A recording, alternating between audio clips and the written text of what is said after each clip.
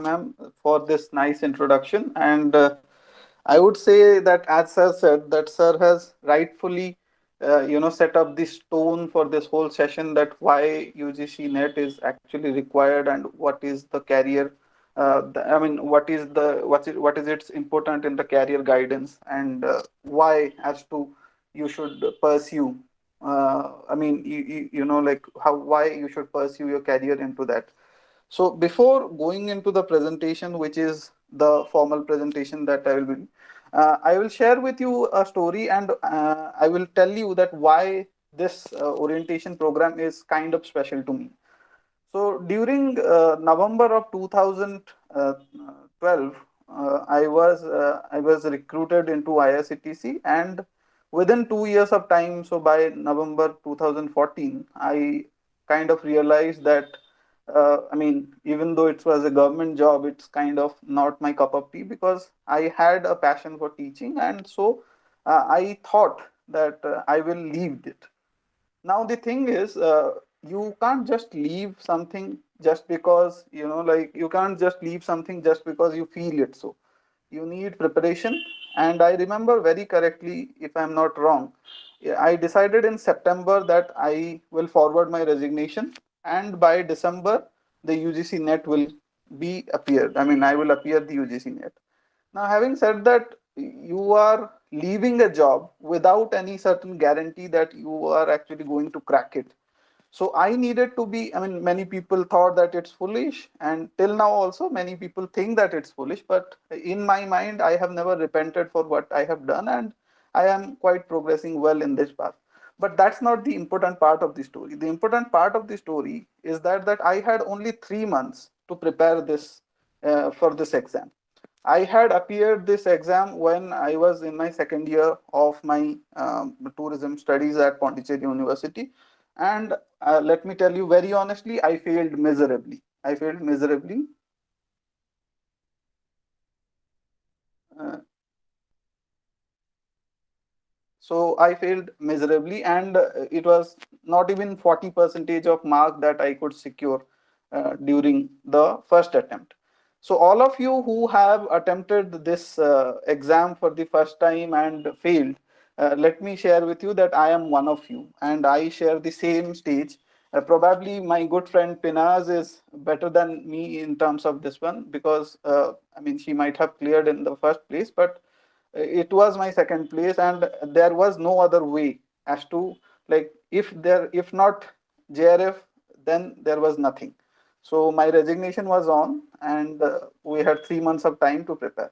So during that time, I kind of developed a master plan regarding that. I needed to be extra sure that I am going to crack this exam, because if not, then I'm going to be in serious trouble, because you are leaving a job for the sake of it, test that you have not cracked it. So based on that, I will be telling much more about the plans that I conducted, and it was during 2013 December. So sorry, 2014 December. So you can know that it's a kind of very late. I'm saying almost like 7 years down the road. But content of the matter remains the same. I mean, the syllabus remains the same. The structure has obviously changed since January 2009, but the procedure for preparation, I think it has remained the same. So I will be telling much more about the nitty gritties of preparations, and what are the areas that you can actually give you some, give you extra advantage in terms of cracking the net. It's a kind of a master plan. So this works for me. I am very sure that if it is to be followed in the right manner, it will be beneficial for you as well. So having said that, I will now take you towards the formal presentation, and let me give you a brief of how we are going to proceed. We will see that. Okay, now let me give you a brief of how we are going to proceed. So we will have this presentation for almost around, let's say, 45 minutes to 1 hour, and I need to listen to your queries regarding why it's not happening for you. Many people say that it's not happening for me. The last 2 3 marks are always the difficult ones. And many people also say that how to basically develop the confidence that I can crack it, because UGC net is something that a person most probably appears for more than once. So it's kind of a serious task once you consider this exam. So let with that note, let us go venture into the presentation part of what we are going to see. Okay, so our presentation, uh, is it is the slide moving? No, sir. Okay, okay. So now, Yes, sir. It's visible. okay, okay. So I think I have to keep it in this mode so that it will be visible. Okay. So before going into tourism, net, JRF, and all, let me just bring to your notice that why UGC net and JRF at all? Why do we prepare for UGC net and all? So once we go into that, many people say that uh, you have a passion for teaching. You say that mostly that you have a passion for teaching, but statistics recently published by the this one I mean recently published by the Harvard University research, teaching is one of the most tedious works, and a lot of people do not come to teaching just because they like it. Rather, they mostly feel that there is no other options left. I'm very sorry to be honest, but please be very discreet when I'm saying this. This should be taken on a lighter note and not to be in a on a very serious note. So basically, teaching is not the passion of many people. You have people who see, who aspire to become a doctor or an engineer or a civil servant. Very few like me who prefer to become like a teacher. So it's very few, right?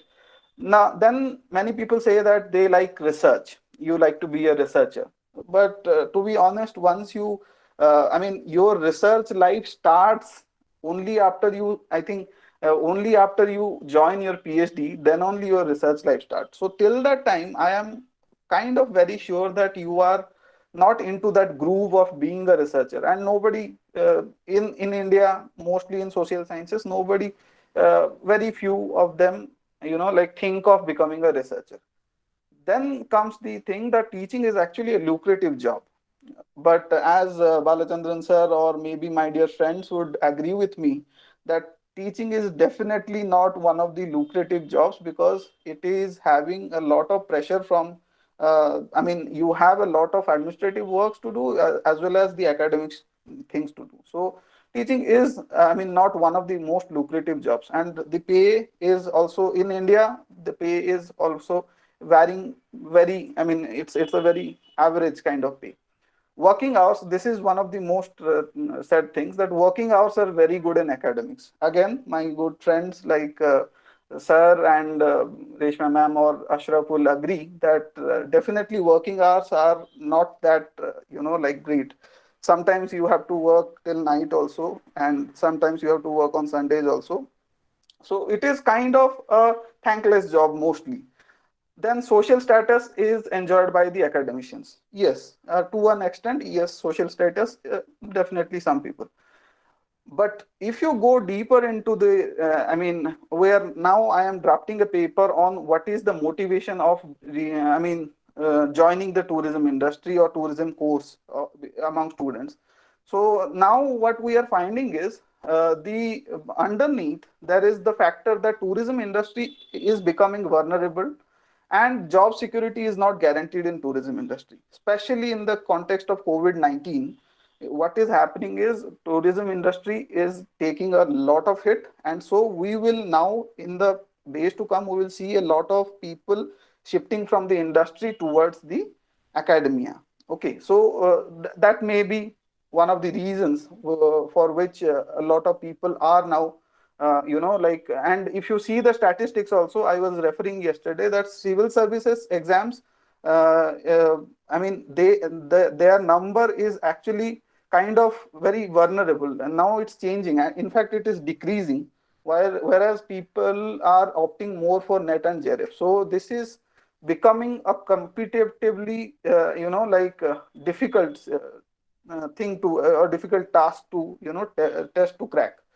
And the last and the I mean, most sad thing I have heard from across the, I mean, management, or let's say academics or commerce people, management people, they think that cracking net and JRF is comparatively easy when it comes to civil services exam. Now, in a very short answer, I would say that no, it's not. I will tell you that why civil services cracking is not actually, I mean, cracking a net JRF is almost equal to civil services net. So this is the statistics that was published during, I mean, in the 2020, 2020 exam.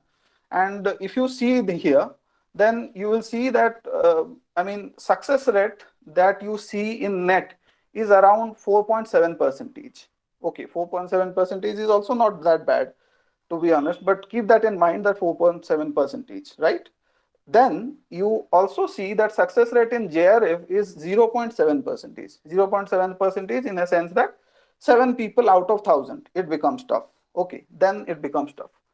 But then that's not the end of the story. Then you will say that, but sir, you can see that success rate in civil services is almost like 0.003 percentage.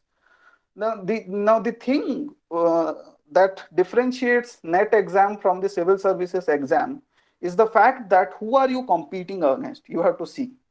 So basically, this civil services exam, or any exam per to say, let's say IBPS exam or civil services exam, all these exams are having the eligibility criteria of graduation.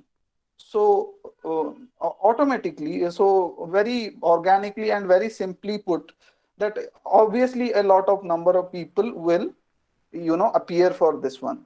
So but the level of competition at the graduation level and the level of competition at the PG level actually varies a lot. Not to say that they are very easy exams to crack, they are also difficult, but I mean to say that UGC NET is in fact one of the most difficult exams to crack. So those of you who have this feeling that they can actually easily get away with it because a lot of people are getting away with it, it's not. It's going to be really difficult, because the, as I said, the number of applicants is on a larger side, and it is going up and up every time. So in the days to come, it is going to be difficult. But then why should we do it at all? Because it's tough. So those of you who see Kota Factory or TVF, the viral fever, Jitu Bhaiya says that because it's tough. Okay, so what do you mean by it's tough? Because it's tough in a sense that till the time you don't accomplish something, I mean, it is very easy to say that I didn't accomplish something because I didn't feel like it. But that's not the way how life goes on. Life goes on basically in the way that you have to attain it because it's tough.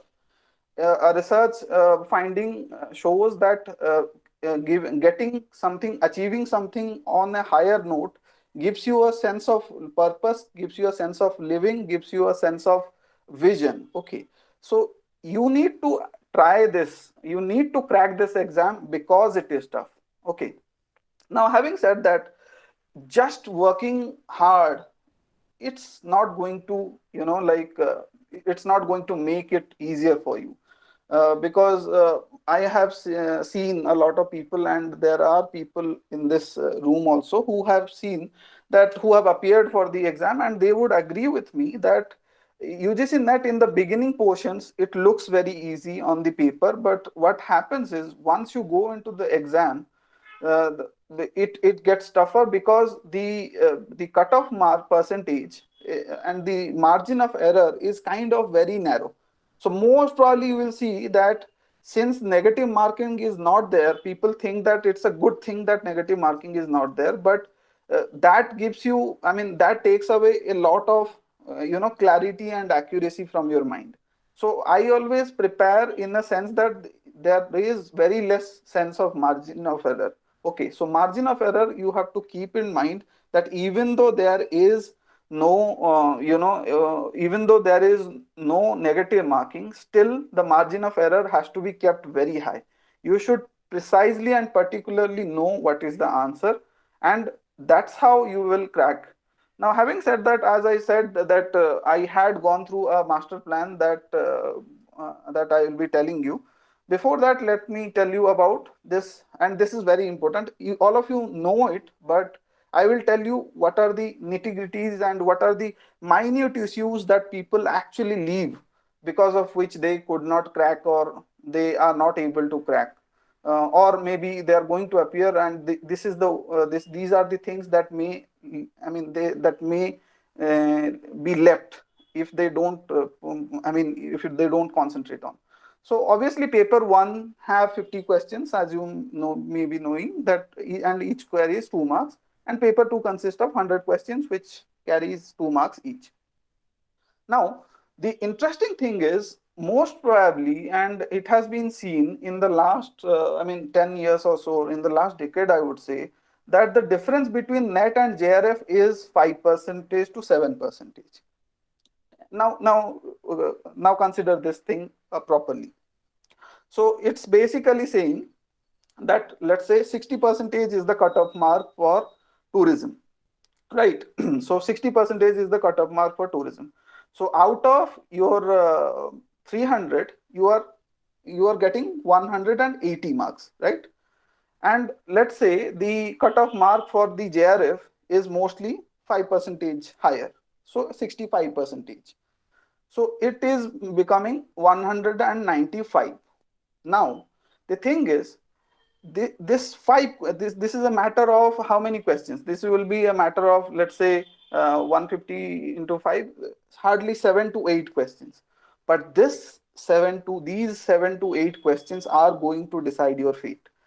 Mind you, net is applicable, net is eligibility criteria, whereas JRF is something that is, that is a research award or a fellowship.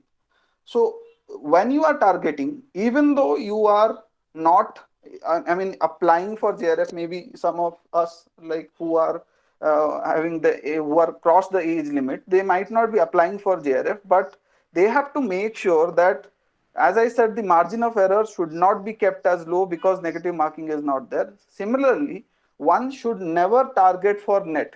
Keep this in mind, never target for net. If you target for net, you will end up, most of the time I have seen that people lose or end up in not getting this one because they target for net. It is just 5% higher. JRF is just 5% higher. And those of you who are preparing for JRF, this is the thing that I prepared. When I prepared, you need to always keep the error margin of error. So it will be somehow, like, it will be somehow less once you go into the exam, because situations are very different when you go into the exams.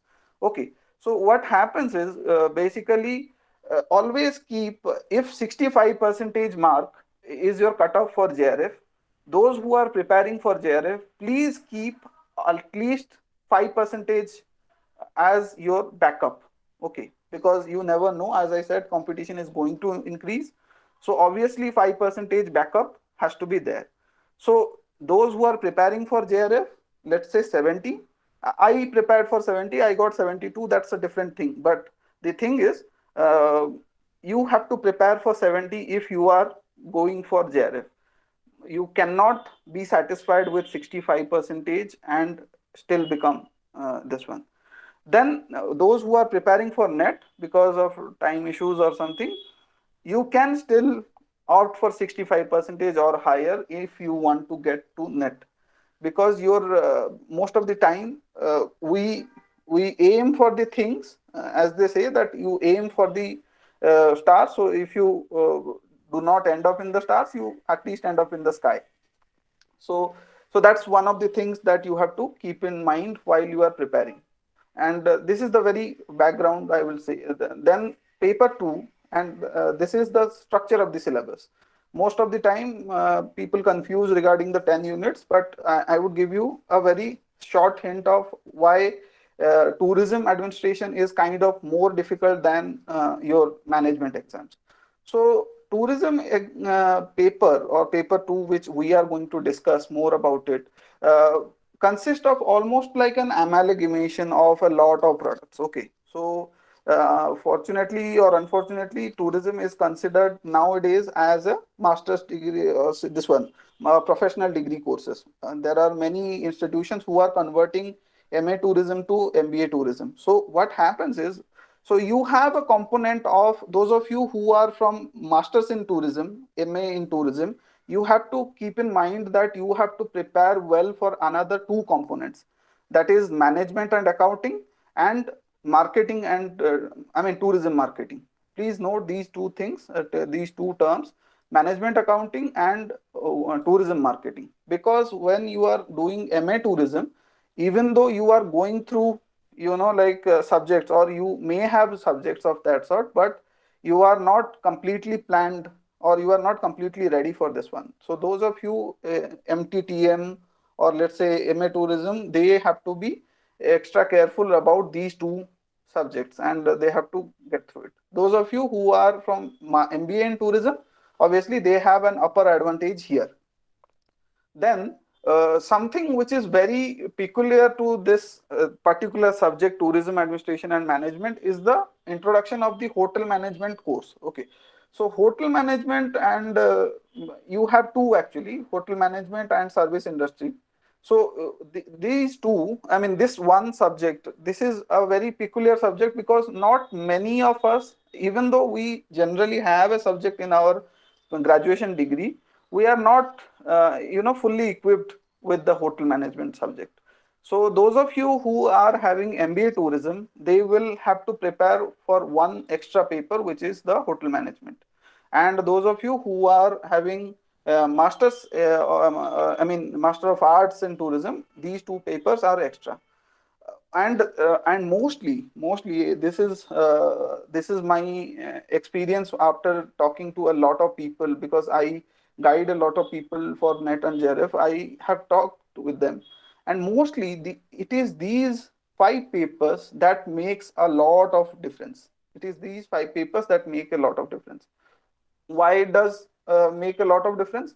Because most of the time, if you self introspect, then you will know that these are the papers in which you are not comfortable. Mostly one of the paper, at least for me it was accounting. Thankfully, I mean, and many, for many it is research. For me it was never a difficult thing, but for many it is research. So you have to be very careful of these first two. Okay, management accounting and research, especially these are one of the subjects that requires a special attention, just on the sheer fact that it is not one of the subjects that were taught to us very properly. And in the right now, research at the very basic level they are asking, but I have seen the question pattern, and these days it is going to, I mean, the question standards are going to improve.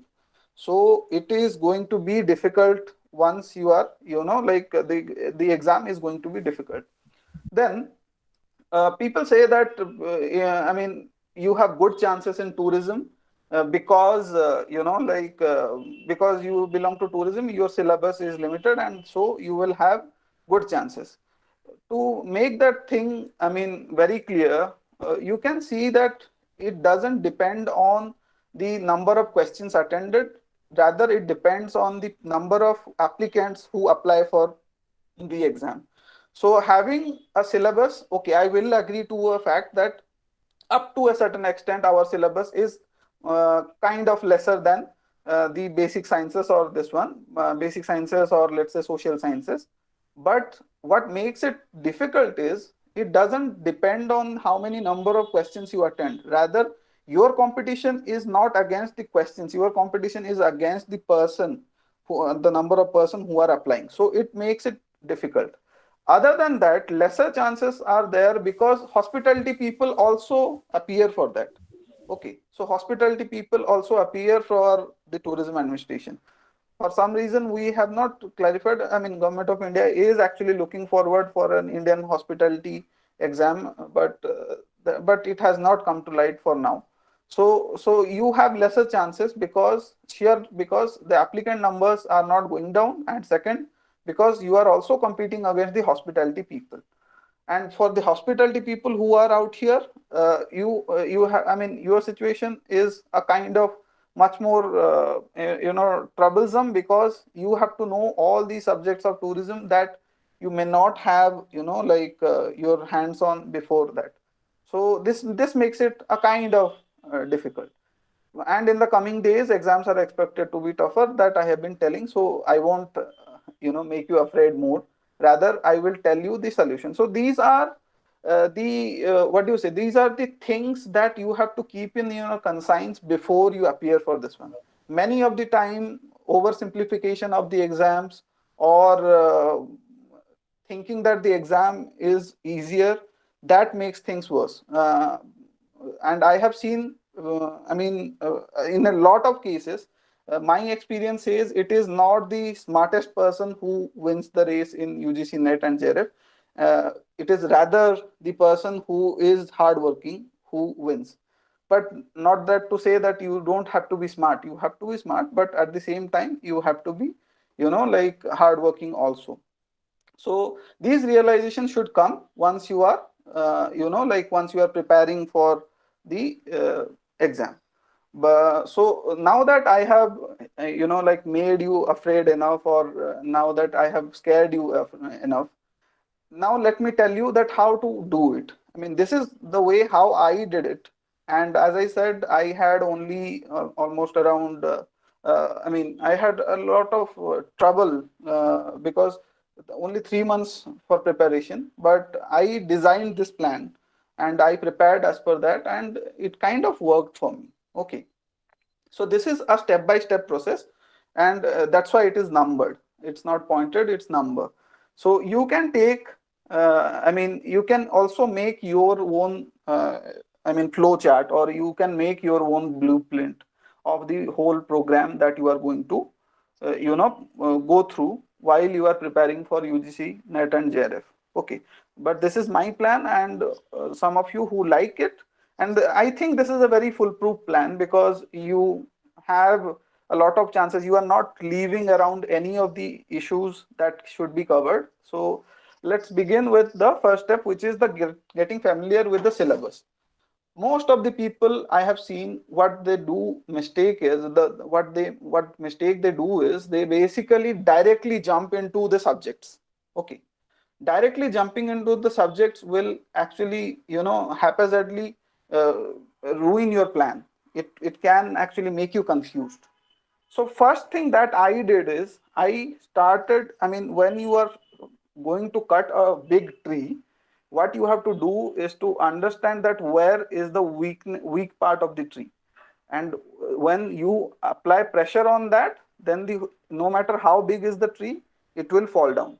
So this aspect of syllabus studying is one of the most important aspects. So you kind of get familiar with the syllabus first. Okay, and what do you mean by the syllabus? I mean, how many of you would have thought that, okay, you need to simplify the syllabus now, and you have to prepare as per the syllabus. For me, what I did is, I divided research methodology into two different parts. Okay, and management and accounting into two different parts. So basically, there were not 10, rather 12 units. Okay, so there were not 10, rather 12 units. So you can actually differentiate between how much you have to prepare, and what is the portion that you want to cover. So first, get through or get familiar with the syllabus, and you should be able to locate which topic, which unit it has been stated. Okay, that's the one of the most important part. It takes around, generally you look at the syllabus and it's just 2-3 minutes that you go through the syllabus. But I kind of studied the syllabus for almost like 3 days to prepare, that what is going to be the best way as to how, which units or which sections I am going to analyze. Now that you are familiar with the syllabus, now you can locate, okay, which are the topics and which are the places these topics are there. Once you are familiar with the syllabus, you go on and this is my approach. I mean, and this is a little bit here and there. Many people don't go by it, but this worked for me. What I did is I collected and analyzed I collected and started solving the last 3 year previous years question paper. Now, why last 3 years and why not last 10 years? You would ask me.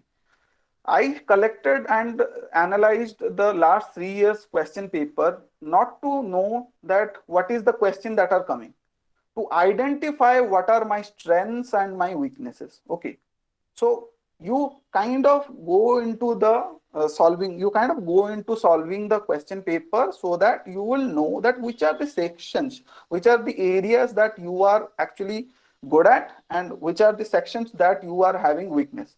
Many of the time what I see is people straight away go to the easiest section. Okay, or people straight away go to the difficult section. But how do you know basically that whether it is your strength or weakness? So your identification of the strength and weakness will happen only when you do 2 3 years question paper. This year, I mean, three previous year question papers, it will come around 6 papers. So once you do 6 papers, and a word of caution or at this stage for the people who are preparing newly, at this stage you need not get disoriented or you need not get demotivated because you are scoring very less. For some people it will be less than 30 percentage also, but don't worry, it kind of gets better always. So and so this is testing actually. In research we do pilot study, right?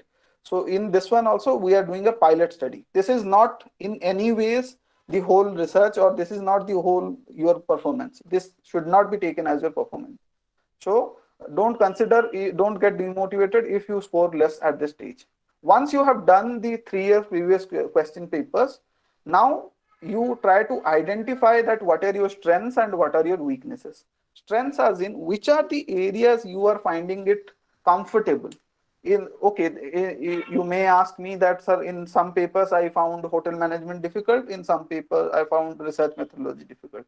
But still, if you take on the overall level, if you analyze properly and if you provide a summative view, you would know that what are your strength areas and what are your weakness areas. Write it down.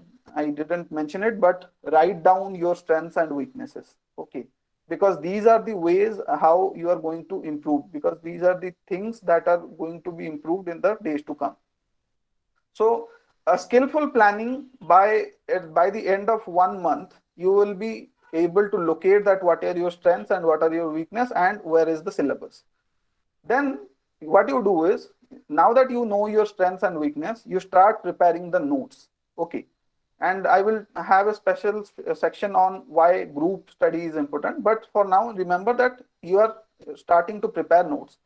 Now there is a thing with note preparation. Now I see most of the people, what they do is they prepare their notes on their own.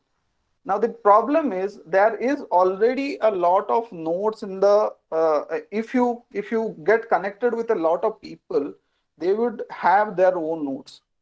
Okay, so you need not prepare everything excuse me, on your own. Sometimes you can have every battle is best won in a team. Every battle, and I tell you that in Pondicherry University we I mean, we get a lot of number, a more number of tourists, sorry, a more number of people cracking the JRF only because we work in a team. So you prepare notes. While you are preparing notes, you have to consider that somebody else would have already done some notes. So try to, before preparing note, try to find out all the notes that you can gather, okay, from any sources.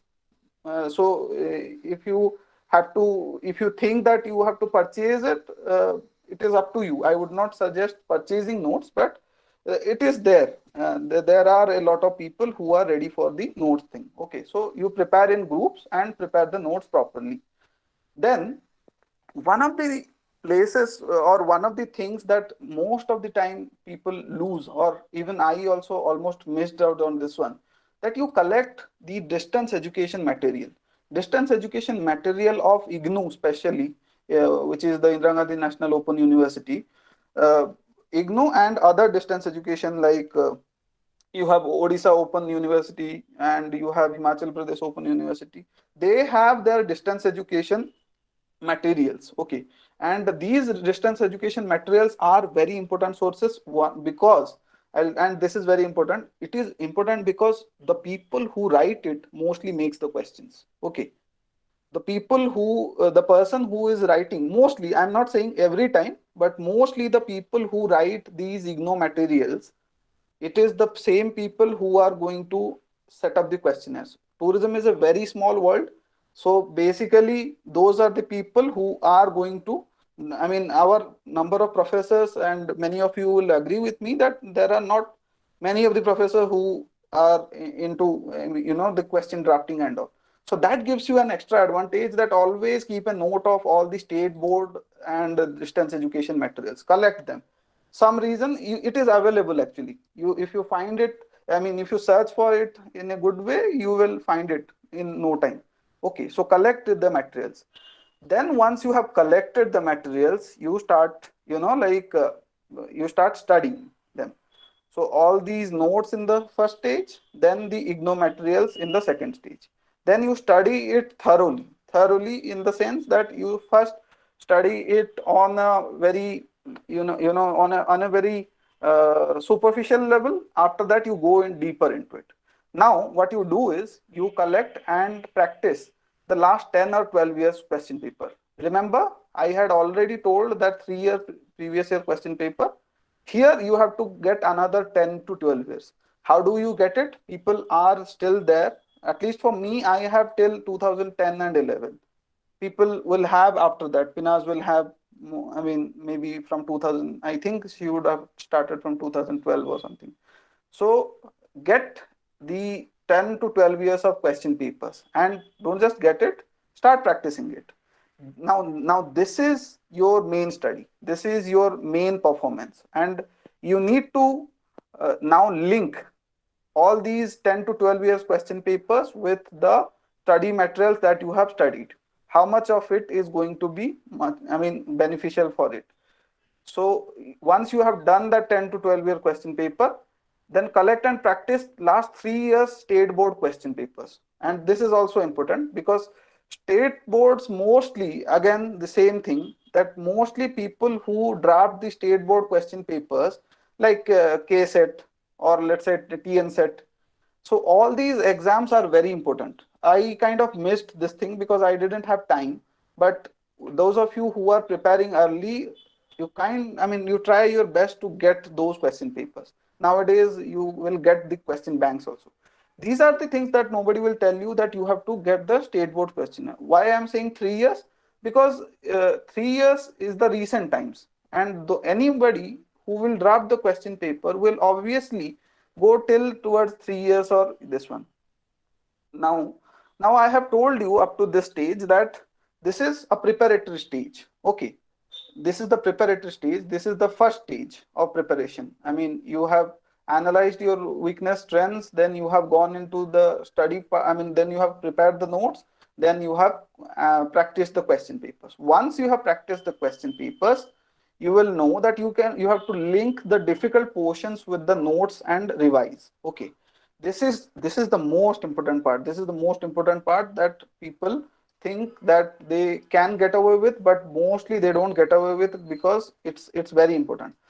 Now, in your exam, as I told you, only 5 marks makes the difference. Only 5 marks. And let's say you are preparing for another 10 questions, or only 10 questions makes the difference. So another 10 questions, those of you who are good with, let's say, tourism marketing, will obviously do good in tourism marketing. But those of you who are not that good, you have to be very careful about tourism marketing, because that's the area where you will gradually, I mean, get the most. So all your weakness, this is the step where all your weakness you have to make it as your strength. Okay, you have to make your strengths in this one. It is very very important to know that what is your weakness. So the formula is, I mean, reduce your weakness and reinforce your strengths. Strengths, obviously, you will go, but and this thing should not be done 2 months before the exam or 1 month before the exam. This should be done 3 months at least. 3 months before the exam, you should practice and revise all the notes. Okay. So now that you have done all these things, get an idea of the most commonly asked questions. People always say that you see. I mean, I have seen that most of the people say, when I asked a lot of my seniors, they said that you see what is the most commonly asked questions. But you don't generally know what is the most commonly asked question if you start in the beginning only. You cannot search. You basically cannot know that what is the most commonly. So this is the stage where your most commonly thing asked questions has to be generalized and realized. Okay. So now that you know that these are the familiar questions, I guarantee you, if you go by this way, almost, if not anything, 80 percentage of the syllabus is fully covered. Fully covered, and it will take you around 4 months for all these things. 4 months every day, and this is the way how I planned and prepared. I mean, for me it was very less, 2 months, and every day I had to work for almost around 16 hours. Okay, 16 hours. You won't believe right now. You may not believe, but at that time I have done it because I had almost lost a job. I mean, I have left a job because of that. So I prepared for 16 to 18 hours, but you don't have to prepare for that long. If you are having time, then by all means, 4 months of preparation for this till the eighth step, and every day, not more than like 6 to 7 hours. It will be good enough. Okay. So link the difficult portions and revise it. So this is the preparatory stage that you have gone through. Now you have almost 80 percentage grasp over what you are, and people say that you cannot forecast how many number of questions you are going to attend. I say this is nonsense. You can actually predict. In research we have margin of error. You can have margin of error around 2-3 percentage, but you can predict before the exam. You can very well predict that how many number of questions you are going to do. So up to this it is 80 percentage. What do you do after that? Get an idea of the most, and then you again revise. And this thing should be revisions. Mind you, revisions should be done only and only before 15 days. Okay. And you have to be very thorough. You have to be very thorough about the revision part. Revision has to be done like the last night. I mean, like the night before the war. Okay. So it is the way that how you are going to prepare. Then prepare your game plan. On the exam day, you need to be very calm. You need to be very thorough with what is your game plan for the exam. Okay.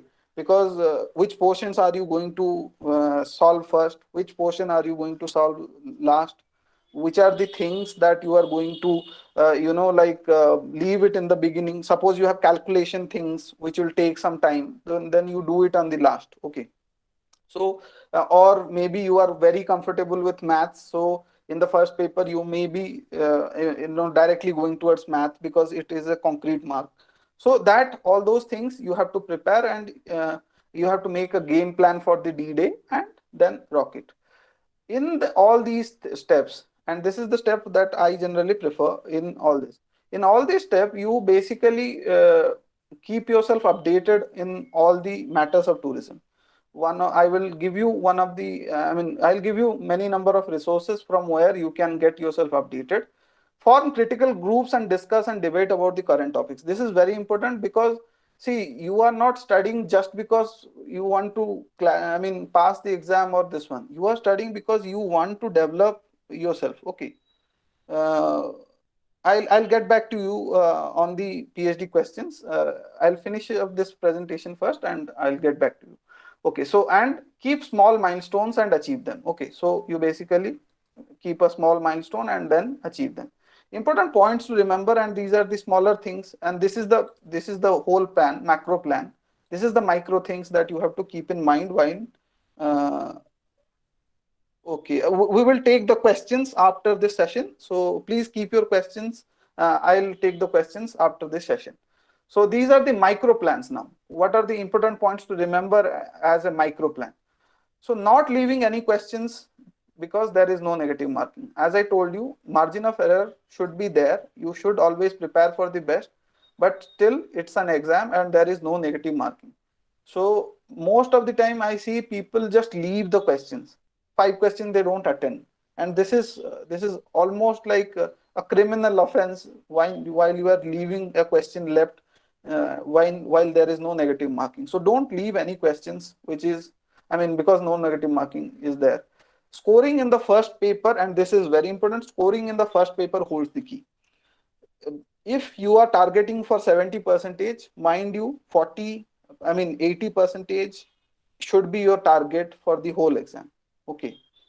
If you are targeting, I'll say it again, if you are targeting for 70 percentage into in this exam, almost 80 percentage preparation should be there for the first paper, because first paper is one area where you will get concrete marks. There will be no problems or difference or jargons. So it's a concrete mark. So prepare well, and it is from your basic this one. So you prepare well for the first paper. Time management in the first paper and section wise management in the second paper. Time management in the first paper means, because first paper is very fast, I mean, you have to be very careful. You have to be very much aware about the time. So maths question, the questions which needs calculations, which has concrete marks, I mean, sure shot that answer is, you know, that sure shot this answer is that after calculation, those questions has to be done first. And I mean, the questions which you are finding troubles, jargons, or let's say new terms or current affairs, they can be done, I mean, from here and there you can listen and you can do it. So basically time management is very important in the first paper. Second paper, I have hardly heard that you don't get time for the second paper. Second paper you mostly get time. Okay, so second paper, what you have to do is to be very precise on section wise things. Section wise things means, you, as I told you, you have 5 sections in tourism, and 1 section in management, 1 section in research methodology, 1 section in the hotel management, 1 section in tourism marketing, and 1 section in tourism geography also. So you have to be clear that where are the hotel management related questions. So section wise you have to locate the questions and finish up the questions first, in which you are good at. Always go to the same question in which you are good at. Okay, prepare best for the I mean worst area, but go to the first, I mean, when you are going first, go to the questions which are easy. Research methodology holds the most important part, by the sheer fact that research methodology is common in both these this one papers, and it is the only subject that is common in both the papers. So you have to be very precise. I mean, somehow prepare the research methodology notes well in advance and in a proper way. Consult people, because this is a place where, which I have seen that not many, because we have only 6 months of time, 6 months of time to prepare for the research methodology. I mean, we studied research methodology for almost around 4 to 6 months. So that's not enough. So research methodology has to be clarified. Much more importantly, smart study. Always smart study in the sense that, as I told you, it has to be planned. It has to be, like, it has to be planned. It has to be concrete. It has to be solid. It has to briefly say that what you are going to achieve and what you are not going to do. Which sections are you going to leave? Which sections are you going to? So smartly you have to study. Allocate the time mostly for this part in which you are not good at, and revise at the time of revising only. Go to the parts in which you are good at. Then better understanding of the terms and jargons and this one. This is very interesting. What you will see, because here the margin of error is actually very narrow. So what you will see is, you will see that sometimes there are jargons that you cannot understand. So people from northern belt or people who know Hindi, please go to the other section of the question paper. Okay, so there will be question paper, there will be sections. 1 second, yes. So there will be sections in which I mean, if you see the translation, maybe you will understand the term. So when you are finding it difficult to understand the terms, go to the Hindi section, and there, if you read, if you are good with Hindi, maybe you will get 1 or 2 hints about this one. Then breaks in sessions of the study and keeping care of the health. I mean, this is a very easier thing to say, but you cannot afford to fall sick while you are preparing for the exam. So, and every time, in every there should be a break session. You should obviously have I mean, once you finish the most difficult part, you should give your mind a treat. Let's say going to a movie, or let's say hanging around with people who you find fun with. So those sessions should be there. And most of it, you have to keep it very cool. Like, I mean, coolness or calmness is the attribute of a wise person. So when you are cool, you basically show that you are prepared for all these things. Okay, so this is the macro plan and this is the micro plan. Now I will tell you some of the websites that will be very helpful, and this is the thing that was not available during my time. I'm sure Pinaz will also have her say that whether it was available during her time or not. Okay, some of you.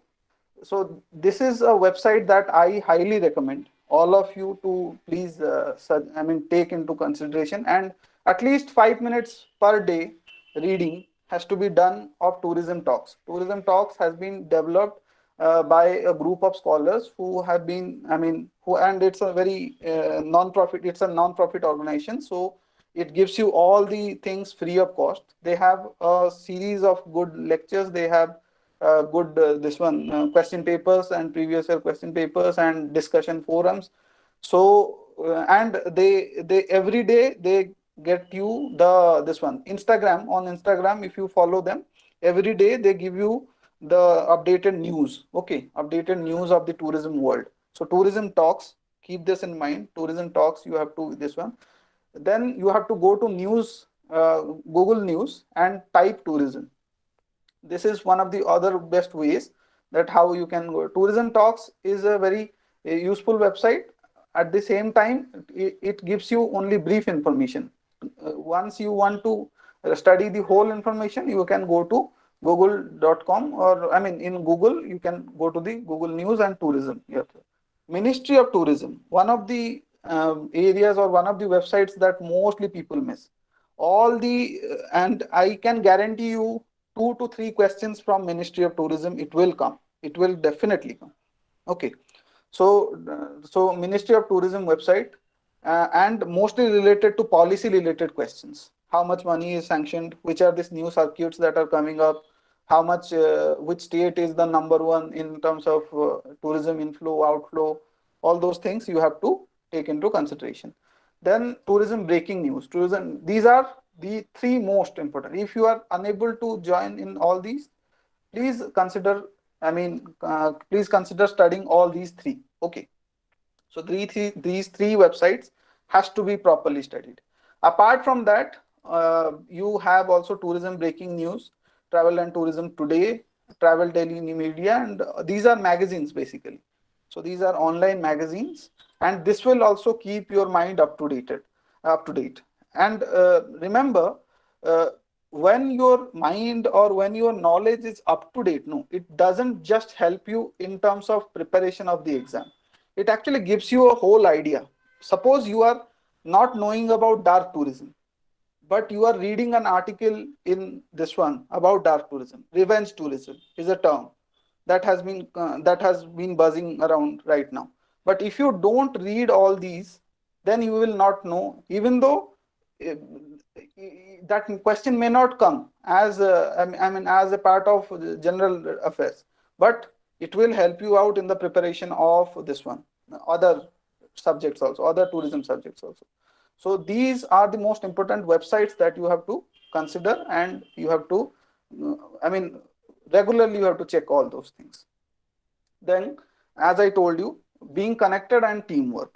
This is, I mean, and my dear I mean, youth friends in the youth, they have this extra advantage which we didn't have. I studied lonely, and I had a very lonely time, which made it difficult. But I think now you have WhatsApp groups and Facebook groups and Instagram. Instagram, you have I mean, travel talks, and you have Telegram groups also. There is a specific group that I would like to mention. There is a group called Tourism Education, managed by a group of scholars in India only.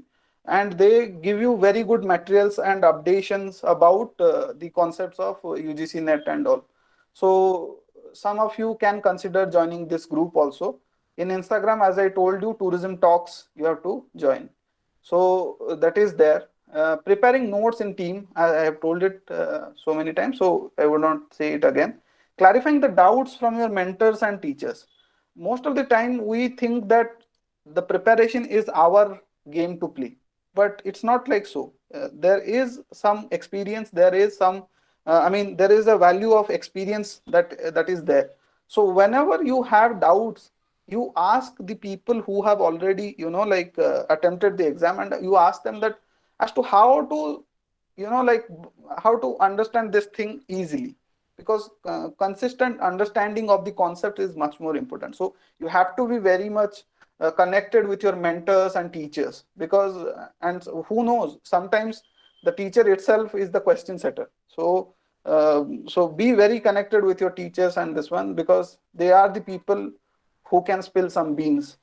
Then using of online resources and existing material from the earlier batches, I have told it, like you need not prepare everything from the scratch. There are already people who have done some notes. So you need to get to the people, and you need to get to this one. That's how I could manage in 3 months, because I had a good connection with the network. So I could get the notes from the people. I didn't have to prepare all every aspect of it. Working on each other's strengths and weaknesses. When you are in a group, you have to work with the person, hang out with the people who are good in the areas in which you are not. So you will have your weakness areas, right? You will have your weakness areas. You have to you have to mingle with the person, you have to join hands with the person who are good with the part in which you are weak, and simultaneously you can help him or her in the part in which you are, the other person is good at. Meeting students who have cleared the exam in the last 5 years. Why last 5 years? It's not just that I'm saving myself from the trouble, but last 5 years, because the question paper has gone on a series of changes in the last 5 years. So maybe meeting the people in the last 5 years will give you a lot of insights into how to like knowing their experiences, knowing where did they go wrong, and where did they go right. All those things will actually improve your like say into this one. Then setting, as I told you in the beginning, setting a higher goal than the cutoff percentage.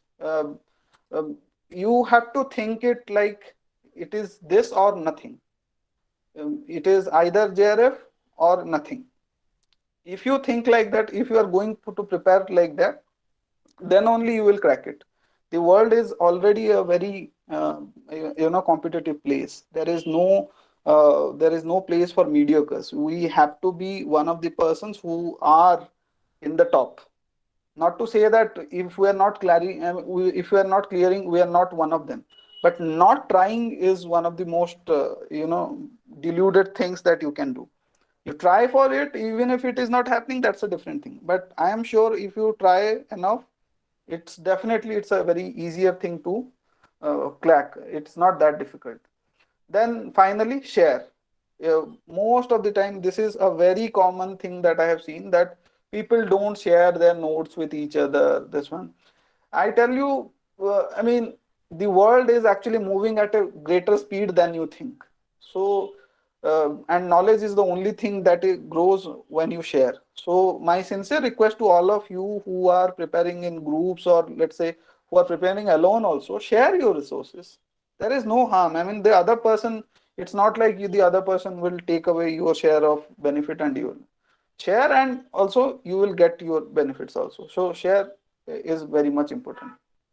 Finally, to say one of the most asked questions, that what are the suggested books that you can prefer for UGC net and JRF in tourism.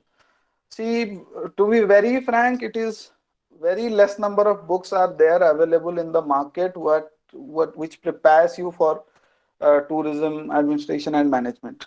I would say that during my time I had these books, but to be very honest, I didn't get a lot of much of the help from all these books. I prepared my own notes, and tourism still remains as a subject which is good with the preparation of your own notes. But still, if you ask me that which books to follow, then this book, Bharti publication, new book has come of Professor Shiba Hamid and Sajud, Mr. Sajud. So it's a very new book and it's good. I have found that it is good because it has previous year question papers also. Then you always have that RPH publication. So you have RPH publications book, mostly S. Gupta's book, and you have Truman publication also. But I'm not sure about Truman, but yes, RPH publication has been the one of the books, one of the rarest books, because Shiba ma'am's book was not available before that. Then there is one book by Monica Banerwal. I could not get the picture of it. Monica Banerwal is a scholar in this one, Jamia Millia Islamia, and she has also tried her hand in writing one book. You can check her also. So these are the four books basically I suggest for tourism. But let me be honest with you also that these books alone will not make you, good enough for net.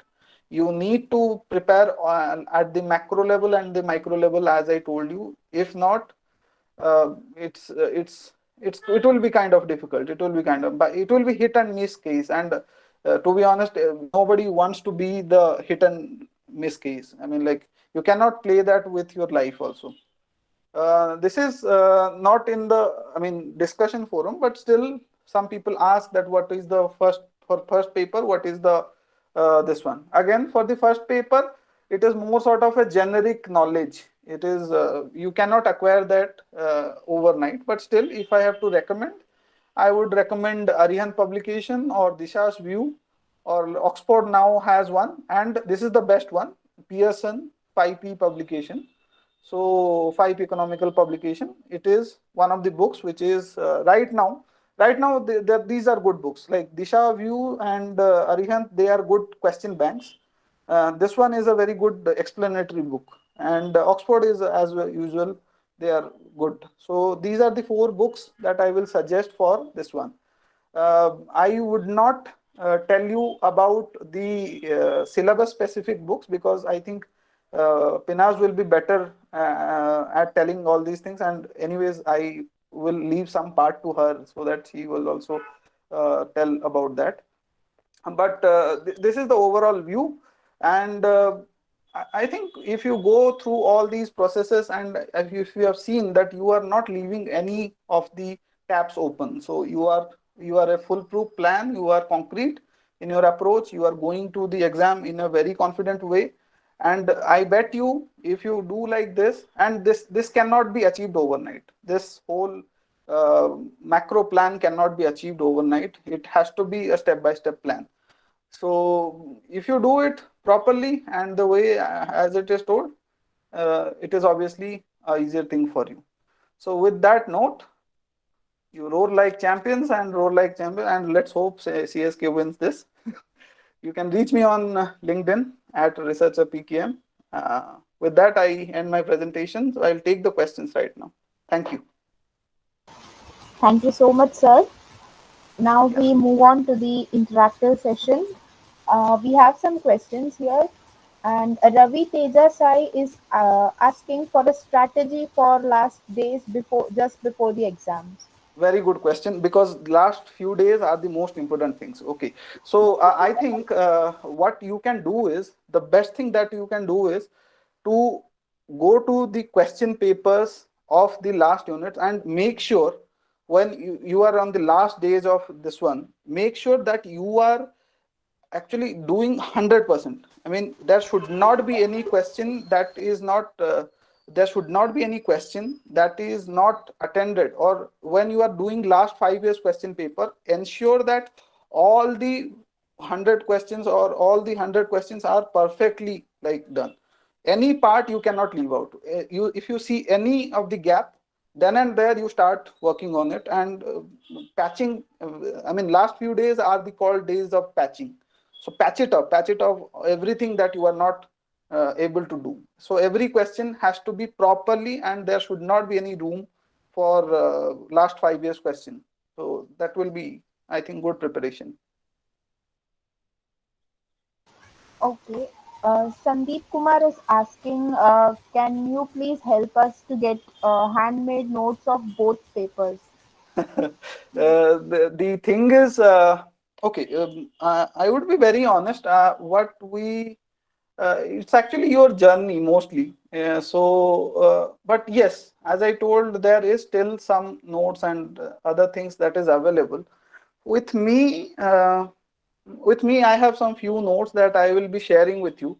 Maybe we can upload that in the Google form, but it's not that good. Okay, I mean it's very outdated, so I would leave that up to you, but I'm sure I will request Pinaz also, because she is somebody who has been doing, and she's very young, I mean younger than me, so she would have a better note, but I will give you my all shares from your part. Okay. uh, Definitely, sir. Thank you. I will WhatsApp you my email ID so you can share me. And thank you so much for answering my question. Thank you. sure. Thank you, sir. Thank you. Next question. Minakshi. Yes, sir. There is a question: how to stay motivated and calm throughout the journey? You know, why to stay motivated? Why to stay motivated at all? Always prepare for the worst. This has been my success funda, that I think I always prepare for the worst. You have to prepare for the worst to see the best days. I follow Dhoni a lot, and if you see, the one of the practices that Dhoni does is that you don't celebrate much when you accomplish something, but you prepare the best once you are going to the field. So the best way to stay motivated is to prepare well. Nothing else. I think nothing else. You have to prepare. The amount of preparation that you do in your practice, that gives you motivation. It is just like in every part, in any part of the life. You are working on something, you are confident on something, that will give you motivation. That will give every night when you are going to sleep, ask yourself whether you did for anything in life, whether you did that part or not. If you are doing it, you will get motivation for the next day, that okay, I need to finish this one. So I think that will be good enough. Yes, thank you. Next question. Sir, there's one more question. Can you list some colleges for PhD in tourism in India? Yes, very good question. For now, there are good number of colleges, and fortunately, since last 2 years, since the net has not happened, so you people will have a lot of chances, more chances, because admission. I'm saying about admissions, you will have better chances, because last 2 years the exams was not there. So JRF, who will qualify, all automatically you will get the admission. Regarding the institutes, I obviously have no such intention of declaring that who is the best institute or no, which is not. But in my mind, Jamia and Pondicherry stands as one of the topmost institutes, which has a lot of potential. We are seeing a great team building up there. We are seeing a great team building up in Mizoram University. Some new faculties have joined, and it's a very good institution. I would suggest Mizoram also for the people who prefer to be in Northeast. In the other side, we have Baba Bhimrao Ambedkar University in the western side. In the eastern side, we still have, Bardhaman University we have, and there are a number of private universities which are also coming up. Amity specifically has been doing good, but it depends on your cost also, because if you can afford it, okay, Amity is fine for that. So Amity is also good. Apart from that, let's say Tamil Nadu Central University growing up again, crashed in the south of private university. So these are the good institutions. If you clear, and this is from my side, if you clear this one, JRF, come back to me. I will tell you which is the best institution. Okay. Next question, please. Sir, that's all questions we have. Thank Okay, you so okay. much, participants. I request everybody to please fill the feedback form before you leave. And we also have a session tomorrow, part two of this UGC Net orientation. Tomorrow at this in the same time, you can join using the same link. So now we move on to the vote of thanks. A very good evening to all. On this momentous occasion, I feel extremely honored to propose the vote of thanks. First, I would like to thank our distinguished guest for today's session, Mr. Priyakrishna Mohanty, who gracefully took time off his schedule to enlighten us with his knowledge about the UGC NET exam. Thank you, sir. You proved us with your anecdote that failure is the stepping stone to success and need not be disheartened when encountered with one.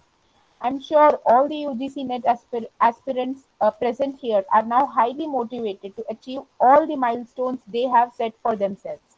I once again extend my heartfelt gratitude to you, sir, for your valuable contribution. Thank you, thank I now thank our support system, Dean of School of Business Studies, Professor Dr. V. Balachandran, sir, for his words of encouragement. His moral guidance for every event of our department has always been a source of inspiration for all of us. I take this moment to deeply appreciate your support, sir. Thank you so much. I would like to thank the entire Department of Tourism Studies of Central University of Kerala and a special gratitude to the organizing committee for putting together such a useful and informative session with the UGC NET exam just round the corner. I also thank Ms. Reshma Sandeep Kumar De for welcoming and introducing our guest of honor for the day with her beautiful words. Thank you so much, ma'am. Finally, I thank all the participants who have joined us here today for your cooperation. I once again thank all of you for your time and attention and wish you all a great evening ahead. Thank you. you. Yes.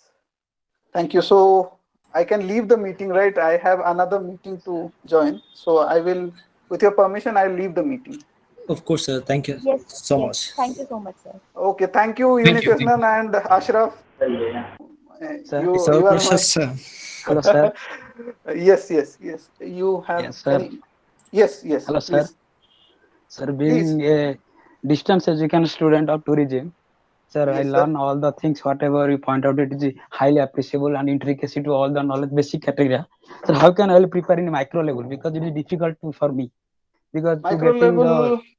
to I getting will the quick. books and all the things to grasp it is very difficult. Kindly give some books.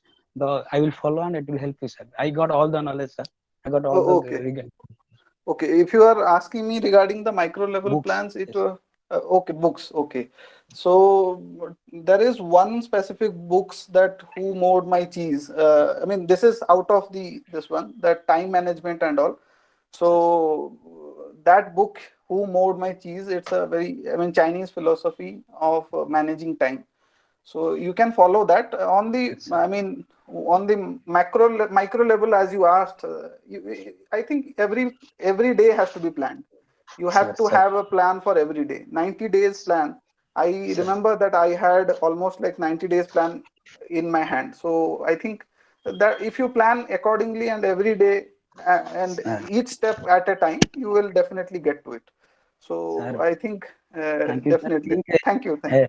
thank you, sir. Yes, yes, yes. Okay, so Ashraf, Unikrishnan, thank you. And thank you, Balachandran sir, for all this. And please remember to join tomorrow's session because Pinaz is much more informative in terms of contents and this one. This Yes, was yes. overall plan. So please, everybody, join for tomorrow's session. Okay. So with this, I take your leave now. I may take your leave now. Yes, sir. Thank you so much for accepting our invitation. Thank you. Sure, sure, sure. Bye. Bye. Thank you, sir. Thank you. Thank you, sir. Bye, Requesting Meenakshi. all the participants to please fill the feedback form before you leave and make sure you join our session tomorrow by Pinas Tiwari. Thank you so much. You can use the same link for joining. Thank you so much. Thank you, ma'am. Thank you for feedback. Thank you. வடிவு குழந்தை நான் ஊர்ல இருந்து குழந்தைய எடுத்துட்டு வந்து அந்த வீட்டுல வச்சாரு.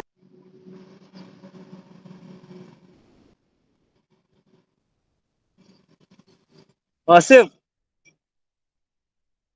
हाँ कि भाई क्या सा लेट करू तो जॉइन यार पगह कत बजे लेट लतीफ टाइमिंग क्या पगह टाइमिंग लेट लतीफ बा करे लिंक सेंड मारा टेंशन थैंक यू आकिब भाई क्या टाइम अच्छा यूनिवर्सिटी मन कहें अस क्या कहें अच्छा क्यों बात सदा कौशुर यार सह क्यों दोहान मैं क्या करूँ बह कर्ल क्या वाला यह किलर आसान अस क्यों बत दोह असल वारिया